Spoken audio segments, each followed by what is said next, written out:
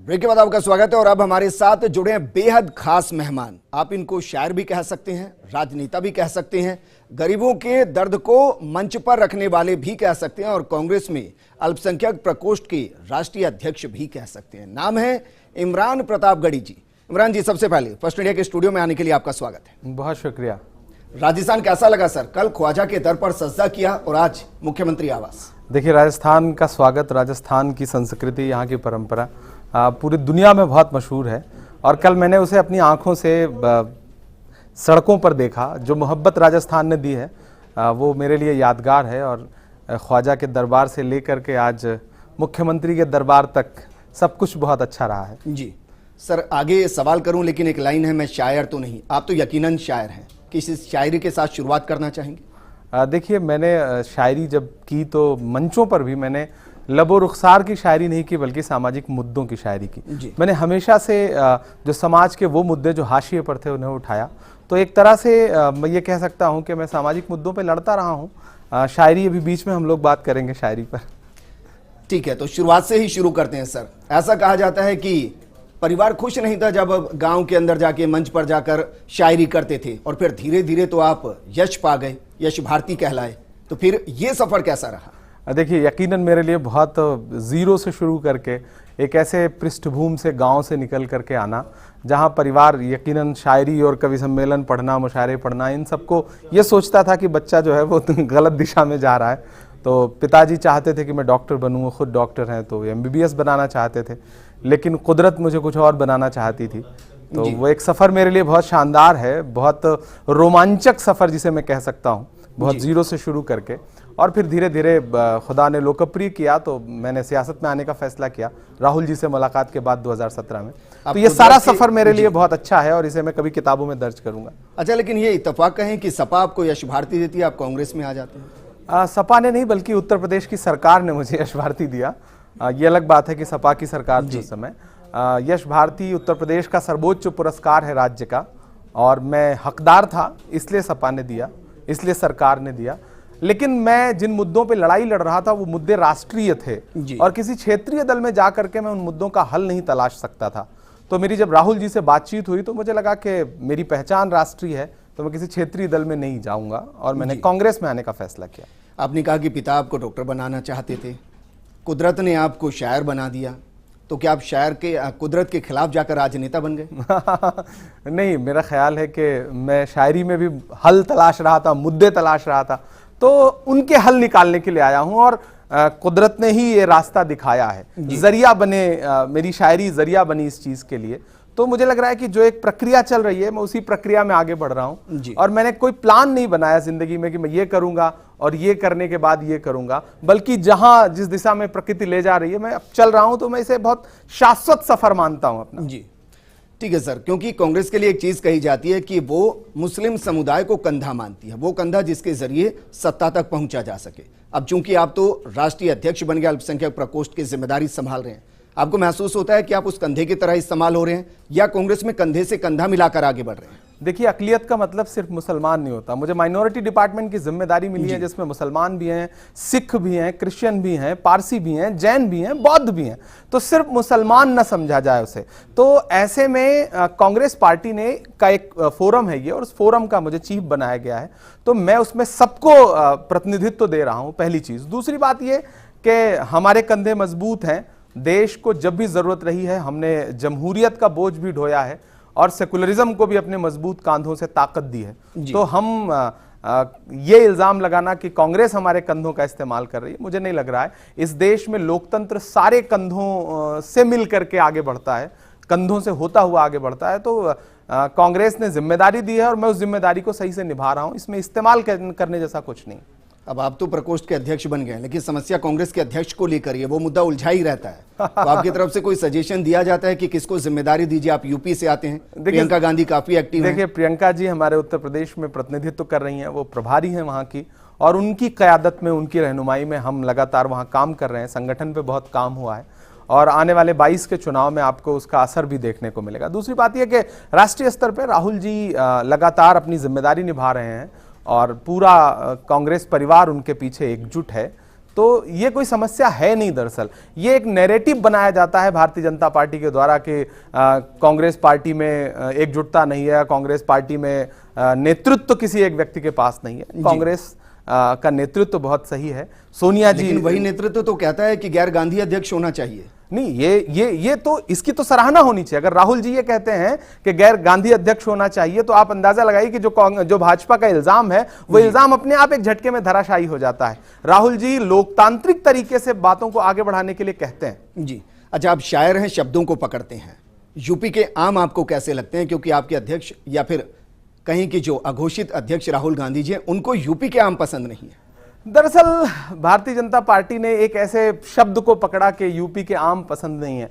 भाई, किसी को कहीं की खाने पीने की चीजें कुछ पसंद हो सकती हैं, उसको राजनीतिक मुद्दा बनाने जैसा क्या है? अब अगर योगी जी अपने कुत्ते के साथ एक फोटो पोस्ट करवाते हैं तो हम ये तलाशना शुरू करें कि वो कुत्ता किस राज्य का है, कौन सी नस्ल का है। देसी तो नहीं होगा, विदेशी कुत्ते पसंद हैं योगी जी को, तो ये कोई सवाल नहीं। राजनीति में मुद्दों पे बात होनी चाहिए। हमें आंध्रा का आम पसंद है या मलिहाबाद का आम पसंद है, ये कोई मुद्दा है? राजनीति इस पे बात करें। अक्षय कुमार जी ये सवाल पूछें कि जो है आम आप चूस के खाते हैं या काट के खाते हैं प्रधानमंत्री जी, तो ये तो बेईमानी वाले सवाल है। ठीक है, लेकिन एक सवाल, क्योंकि आज शब्दों के जादूगर राजस्थान में सियासत के जादूगर से मिले। राजस्थान का अल्पसंख्यक ये जानना चाहता है कि जब राष्ट्रीय अध्यक्ष यहां पर आए और सियासत के अध्यक्ष से मिल गए तो फिर उनके लिए क्या निकला? देखिए, कुछ मुद्दे थे जिन पे मुझे मुख्यमंत्री जी से बात करनी थी और बहुत शानदार मुलाकात रही। उन्होंने मुझे भरोसा दिलाया कि अक़लियतों के कुछ मुद्दे हैं जिन पर आपने पॉइंट्स रखे हैं, आप उसके लिए निश्चिंत रहिए, हम जल्दी ही उसका हल तलाशेंगे, हल निकाल देंगे। तो मैं बहुत उस मुलाकात से बहुत खुश होकर वापस आया हूँ कि हमारे मुख्यमंत्री जी ने हमारी बातें सुनी और हमें आश्वस्त किया। अच्छा, आपका जादू उन पर चला है, उनका जादू दोनों एक दूसरे पे जादू चलाने नहीं गए थे। आप पता नहीं उन्हें क्यों जादूगर कहते हैं या मुझे लफ्जों का जादूगर क्यों कहते हैं। हम सब अपना काम कर रहे हैं और बहुत सामान्य तरीके से कर रहे हैं। जी ठीक है, जनसंख्या नियंत्रण कानून, उसको लेकर बड़ा हो हल्ला हो रहा है, आपकी राय क्या है? दरअसल ये एक ऐसा सवाल है और एक ऐसा प्रोपेगेंडा खड़ा किया जा रहा है। देखिए, आप देश में जो प्रमुख नेता गुजरे हैं मुस्लिमों के, जो नैरेटिव बनाया जा रहा है, भाई अहमद पटेल साहब के 2 बच्चे, गुलाम नबी आज़ाद साहब के 2 बच्चे, ओवैसी बहुत कंट्रोवर्शियल बनाए जाते हैं, उनके भी 2 बच्चे, आजम खान के 2 बच्चे, मैंने अभी शादी भी नहीं की है। तो आप अंदाजा लगाइए कि आप देश के जो प्रमुख चेहरे अगर राजनीतिक रूप से भी गिने तो कोई ऐसा नहीं है जिसके 2 से ज्यादा बच्चे हों।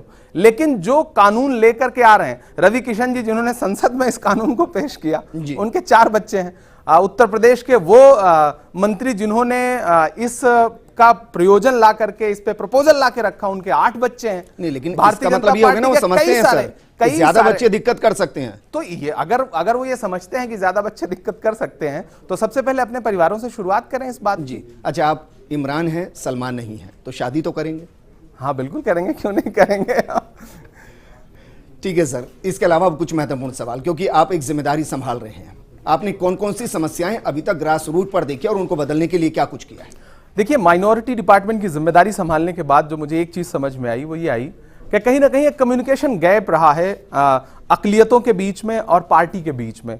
दरवाजे खोलने के, हाँ पार्टी मतलब मैं कांग्रेस पार्टी को रिप्रेजेंट कर रहा हूं, तो दरवाजे खोलने की जरूरत है, खुद को थोड़ा आम करने की जरूरत है, लोगों में भरोसा बहाल करने की जरूरत है। और मुझे खुशी है कि मैं ऑफिस बैठ रहा हूं और डेली एआईसीसी में 400-500 व्यक्ति मिलने आ रहा है देश के अलग अलग कोनों से, तो वो भरोसा बहाल हो रहा है जो भरोसा कहीं ना कहीं टूटा हुआ था। वो अपनी समस्याएं लेके आ रहे हैं, समस्याएं बहुत छोटी हैं, अक़लियतों की समस्याएं बहुत छोटी हैं।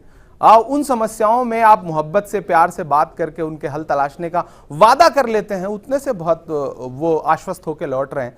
तो मैं एक चीज़ और जो मैंने करनी शुरू की है कि मैं राज्यवार दौरे पे निकला हूं। मैंने कहा था कि मैं ख्वाजा के दरबार में आके यहाँ से शुरुआत करूंगा, फिर अलग अलग राज्यों में जाऊंगा। तो ये पहला दौरा है मेरा। इसके बाद मैं महाराष्ट्र जा रहा हूँ, उत्तर प्रदेश के दौरे पे रहूंगा, कर्नाटक जा रहा हूँ, अलग अलग राज्यों में, सारे राज्यों में जाके वहाँ के लोगों की समस्याएं सुनूंगा और पार्टी के और दिल के दरवाजे खोल के रखूंगा कि हर कार्यकर्ता का स्वागत है, वो आए और अपनी समस्याएं बताएं, हम उनका हल तलाशें। सियासत में एक और शब्द इस्तेमाल होता है, ध्रुवीकरण। आप कांग्रेस के लिए ध्रुवीकरण का काम करेंगे? दरअसल ये पिछले 2 दशकों में, 3 दशकों में भारतीय जनता पार्टी ने मीडिया के जरिए और सोशल मीडिया के जरिए या लोगों के जरिए एक नैरेटिव जबरदस्ती का बनाया कि ध्रुवीकरण किया जाता है। मैं अगर यह कहूं कि ध्रुवीकरण जैसा क्या है, अल्पसंख्यक भी इस देश के वोटर हैं, उन्हें भी वोट देने का हक है, लोकतांत्रिक अधिकार है उनका, संविधान ने उन्हें अधिकार दिया है। अब वो किसे वोट देते हैं उसे चुनने की उन्हें पूरी आजादी है। ऐसे में उनके ध्रुवीकरण का कौन सा प्रयास हो रहा है? जितना प्रयास लोगों के ध्रुवीकरण का भारतीय जनता पार्टी करती है, जितनी चीजें इस्तेमाल करती है, उतना तो कोई दल नहीं करता है। ऐसे में उल्टा इल्जाम भी लगा देना कि जो है कांग्रेस पार्टी ध्रुवीकरण करती है। कांग्रेस पार्टी तो सबको साथ लेकर के चलने की बात करती है। जो सबको साथ लेकर चलता है वो ध्रुवीकरण कर रहा है, या जो एक समुदाय विशेष को लेकर चलता है वो ध्रुवीकरण कर रहा है। अभी तो आपने कहा सर कि कांग्रेस और अल्पसंख्यकों के बीच में गैप आ गया है, कंफ्यूजन है। अब आप कह रहे हैं साथ लेकर चलते हैं, दोनों चीजें एक साथ कैसे नहीं? कंफ्यूजन होना और कम्युनिकेशन गैप होना, मैंने कम्युनिकेशन गैप की बात करी, वो होने का मतलब ध्रुवीकरण जैसा कुछ नहीं। अल्पसंख्यक विभाग भाजपा में भी है, ओबीसी विभाग भाजपा में भी है, एससी डिपार्टमेंट भाजपा में भी है। तो ये एक ढांचा है, उस ढांचे का एक हिस्सा है ये विभाग, तो उसमें ध्रुवीकरण जैसी बात कहां से आ जाती है? अच्छा, आपने एक अच्छा सवाल जहन में लाया। सवाल ये कि अगर बीजेपी अच्छी अपॉर्चुनिटी देती है तो विभाग तो बीजेपी के अंदर भी है, अल्पसंख्यक विभाग। इमरान प्रतापगढ़ी को हम बीजेपी के उस अल्पसंख्यक विभाग को अध्यक्ष करते हुए देख सकते हैं अगर अच्छी अपॉर्चुनिटी मिलती है। नहीं, अपॉर्चुनिटी का मतलब क्या सोचते हैं आप? ये कि एक भीड़ आए और किसी एक इंसान को लिंच करके मार दे, ये कि केंद्रीय मंत्री जो है वो लिंच करके निकलने वाले लोगों को माला पहनाए?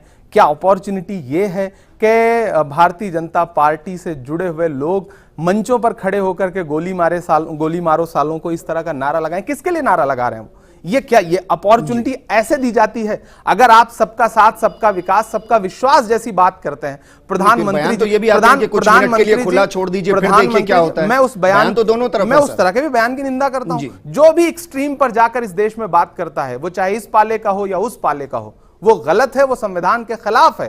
क्या सबका साथ सबका विश्वास इस बात का है कि दानिश जैसा एक पत्रकार जो है वो अफगानिस्तान में कवर करते हुए मारा जाता है और देश के प्रधानमंत्री के पास उसे श्रद्धांजलि देने के लिए दो शब्द नहीं है? क्या ये सबका साथ सबका विश्वास है? ये अपॉर्चुनिटी है? अगर ऐसी अपॉर्चुनिटी है तो मैं इसे लात मारता हूं। ठीक है सर, मामला थोड़ा सा गर्मा गया है, तो मैं चाहूंगा कि आप शायराना अंदाज में ही इसको खत्म करें, क्योंकि बाहर से भी काफी डिमांड आ रही है और स्टूडियो से भी आपको सुनना चाहते हैं। देखिए, मैं आज बतौर नेता यहां बैठा हूं, बतौर शायर नहीं, लेकिन फिर भी मैं दिल्ली में बैठे हुए किसानों को देख रहा हूं, परेशान, मुश्किलों से जूझते हुए, कुर्बानियां देते हुए, नौजवानों को देख रहा हूं लाठियां खाते हुए उत्तर प्रदेश में। मैं इलाहाबाद यूनिवर्सिटी का पढ़ा हूं, तो वहां पे गंगा और जमुना जी, दो नदियां मिलती हैं तो संगम होता है। मैंने उसी गंगा जी में बहती हुई कोरोना के दौरान लाशें देखी हैं। मैंने गंगा जी के घाट के किनारे जो शव दफनाए गए थे कोविड पीड़ितों के, उनके शवों से रामनामी दुपट्टे उतारते हुए विजुअल्स भी देखे हैं। ऐसे दौर में मैं तो बस सरकार से यह कह रहा हूं कि मोहब्बत, भाईचारे के दीवाने दिन ही लौटा दो, वो सस्ती दाल सब्जी के सुहाने दिन ही लौटा दो। ये अच्छे दिन तो अंबानी अडानी को मुबारक हो, हमें ऐसा करो साहब पुराने दिन ही लौटा दो। हमारे लिए वही दिन बहुत अच्छे हैं, हमें वो मिल जाएं तो शायद देश फिर से खड़ा हो जाए। जो रसातल में जा रहा है, अर्थव्यवस्था बर्बाद हो चुकी है, जीएसटी नोटबंदी करके आपने बाजार बर्बाद करके रख दिया, कोविड में आपने देश को एक एक सांस के लिए तरसा दिया और पार्लियामेंट में खड़े होकर बड़ी शान से आपने झूठ भी बोला कि देश में कोई भी व्यक्ति जो है ऑक्सीजन की कमी से नहीं मरा, जबकि हमारा अपना एक यूथ विंग है, हमारा यूथ विंग दिन रात सांसें बांट रहा था, ऑक्सीजन बांट रहा था, उस पर भी आपने छापे डलवाए। उत्तर प्रदेश में जिन्होंने ऑक्सीजन मांगी आपने उन पर मुकदमे करवाए। ऐसी सरकार से गुजारिश है कि एक बार पुराना भारत हमें लौटा दें, वो भारत बहुत खूबसूरत था। इमरान जी, शुक्रिया हमारे साथ जुड़ने के लिए। आपने कहा पुराना भारत लौटा दें, हमने भी यही कोशिश की कि आपने कहा आप नए दौर के राजनेता है, लेकिन पुराने दौर के आप शायर भी है, उस शायर को ही हमने जिंदा करने की कोशिश की। इस बुलेटिन में फिलहाल इतना।